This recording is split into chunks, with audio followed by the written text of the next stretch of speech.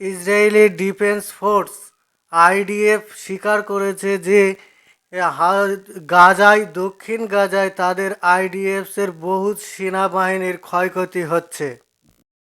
ফিলিস্তিন স্বাধীনতা হওয়ার খুব কাছাকাছি পৌঁছে গেছে। এতে ভারত পুরোপুরিভাবে স্বীকার করেছে যে সে ফিলিস্তিনির সঙ্গে আছে এবং ফিলিস্তিনের স্বাধীনতা নিশ্চিতভাবে এটা হবেই। এবং ফিলিস্তিন এই কথা শোনার পরে অনেক বেশি খুশি।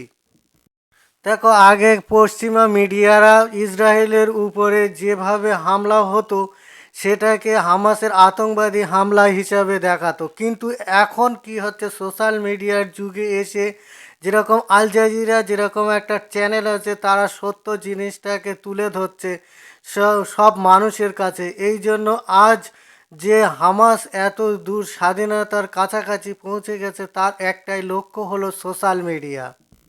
আর একটা খবর আসছে যে জার্মানে যে ফিলিস্তিনের সমর্থনে যে আন্দোলন শুরু করেছিল, সেই আন্দোলনে পুলিশ এসে সেখানে বাধা দেওয়ায় পুলিশ এবং আন্দোলনকারীর ভিতরে ধস্তাধস্তি হওয়ায় সেখানে প্রায় 15 জন আহত হয়েছে এবং এরকমও খবর এই পর্যন্ত প্রায় মৃত্যুবরণও করেছে। কিন্তু একটা কথা ভেবে দেখো, এই হিটলার এক ইহুদিকে এইভাবে অত্যাচার করে এই জার্মান থেকে বিতাড়িত করেছিল, ঠিক সেম একই কন্ডিশনে ইসরায়েলের প্রধানমন্ত্রী নেতানিয়াহু মুসলমানের উপরে এই অত্যাচার চালিয়ে যাচ্ছে।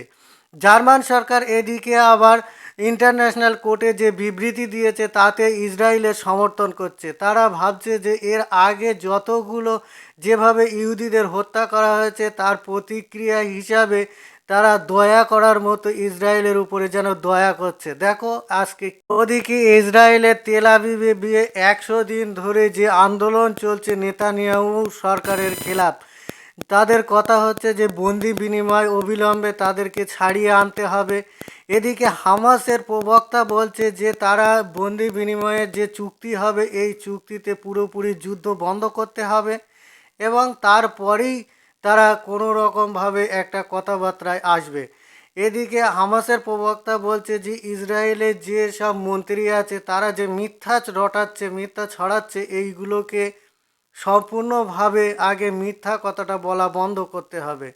এদিকে আইডিএফ ফোর্স গাজায় যেভাবে নির্মমভাবে বোমা বর্ষণ করছে সাধারণ মানুষের উপরে, এটা কোনো রকম সহ্য করাই যায় না। সাধারণ মানুষ কি অপরাধ করেছে যে তারা আজকে 100 দিনের উপরে যুদ্ধ চালিয়ে যাচ্ছে, কিন্তু কোনো রকমভাবে যে গাজার যে স্বাধীনতা সংগ্রামী যেসব যোদ্ধা তাদের কিন্তু কিছু করতে পারছে না, বরঞ্চ তাদের সাধারণ মানুষের উপরে অত্যাচার দিনের পর দিন বেড়েই যাচ্ছে, বোমা বর্ষণ করছে। এমনকি বাচ্চা কাচ্চা যারা আছে তাদের একটা খাওয়ার দাওয়ারও জিনিস নেই। আজকে 100 দিন হয়ে গেল, এর মধ্যে দেখো রাফা ক্রসিং বর্ডারে কত না কত পরিমাণে ট্রাক জমা হয়ে আছে, কিন্তু ইসরায়েল ডিফেন্স ফোর্স আজও পর্যন্ত সেখানে কোনো রকমভাবে কিছু ঢুকতে দিচ্ছে না। ওদিকে ওদিকে ইন্টারন্যাশনাল কোর্টে বিবৃতি দেওয়ার সময় তখন বলেছে যে আমরা গাজার উপরে সাধারণ মানুষের উপরে হামলা করছি না, হামাসের উপরে হামলা করছি।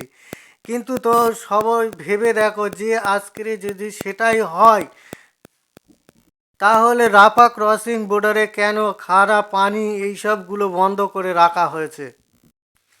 ইউনাইটেড নেশনে রুশির একটা অধিকারী বলছে যে এই ইন্টারন্যাশনাল কোর্ট কোনো রকমভাবে ন্যায়সঙ্গত বিচার করবে না, কারণ এতদিন নাগাদ আমেরিকা যেভাবে তালেবানের উপরে আফগানিস্তানের উপরে আক্রমণ করেছে, ইন্টারন্যাশনাল কোর্ট কোনো রকমভাবেই তার সাপোর্ট করেছে।